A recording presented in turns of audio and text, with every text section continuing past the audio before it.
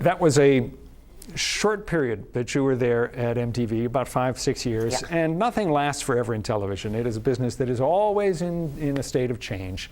And MTV has changed, obviously, enormously since the old days of playing videos and actually playing music on a music television network. Yeah. Now, Jersey Shore, things like that. What do you think of the change? Does it kind of make you a little sad? I'm more disappointed and a little bit angry about it because there isn't anything now like the old MTV. Not that MTV as it was when it started would be something that would be viable today because of the internet, the downloading and all that, but at least keep the thread of music.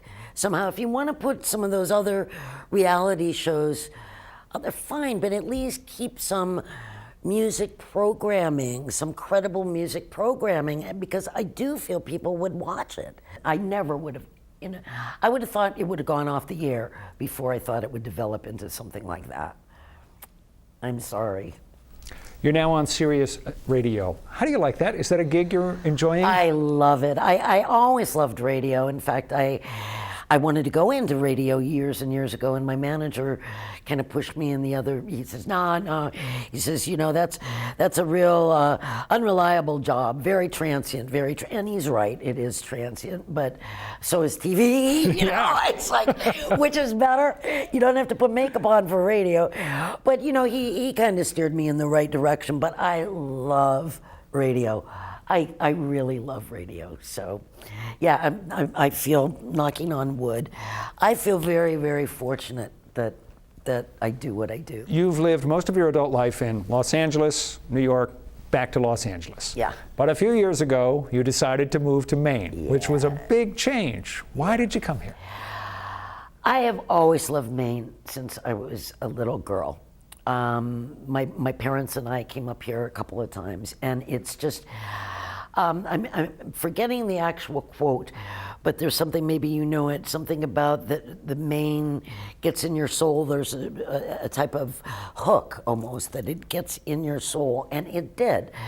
And for 20 years, I subscribed to Down East magazine, Yankee magazine. I'm sitting out there under the palm trees going like, oh man, look at that. And, nothing against LA, but I don't like hot weather and sunshine. That's my least favorite. It's crowded. And I just had it. There are all kinds of people, as you know, who they have this dream place they'd like to go to. They pack up, they move. After a couple of years, it turns out it's not quite the paradise they had hoped for. Is Maine still working for you? 7 years. Yesterday, I was backing up into my driveway. I live on a dirt road. There are dandelions lining it. The birds, I can hear all the birds at my property. And this little voice just said, "You'd be a fool to leave this." I don't even know whose voice it was. It was this, "You'd be a fool." And I just went, it's heaven to me. The people here are wonderful. I love Mainers. They don't care, what, as long as you're a good person, that's all that counts. None of this phony stuff. I love it. All right, let's get into the dark side. Uh-oh. Let's get into the ugly stuff. Oh no, not you. You are a major weather geek. Oh, yeah. Huge weather geek. I still correspond. I correspond with Keith, actually. I'm so proud of it. He got if I had another lifetime, a dream job, the Weather Channel. Wow. I love weather. I love weather. And actually, when I left MTV, I did a couple other things with ET, and there was a period in the book. People, it was a little bit the first time in my life, hard to get a job, basically. I remember saying to Martha Quinn, I said, I really want to be a weather person. I want to be a meteorologist. I'm dead serious. She laughed in my face.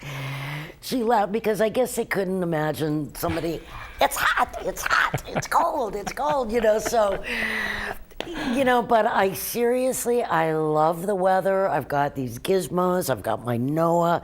I have my satellite stuff. I'm running up and down when there's storm warnings. I mean, I'm like, the adrenaline is like, I'm up and down. I've got an anemometer on my deck that broke because we had so much wind. It flew off the deck. You were very proud of that, I'm sure. Yeah, we had over 60 on my deck. But I'm a total weather geek, and I love it. And Maine, I mean, to me, we have perfect weather. I love our weather here. I love it. You've had an interesting life. Are you at a good place now? Again, I keep doing that. It's so low, but Rob, I tell you, I can't. Sometimes when I'm sitting on that same windblown deck, and I'm looking at this little piece of property. I don't have a lot. It's just an acre. But I look around. I see the chipmunks running around, all the birds, the hummingbird this time of year, the woodchuck, the blossoms, and I have my job to do. You know, and I just go, my God. My eyes are gonna start watering. I feel so fortunate. I feel incredibly fortunate.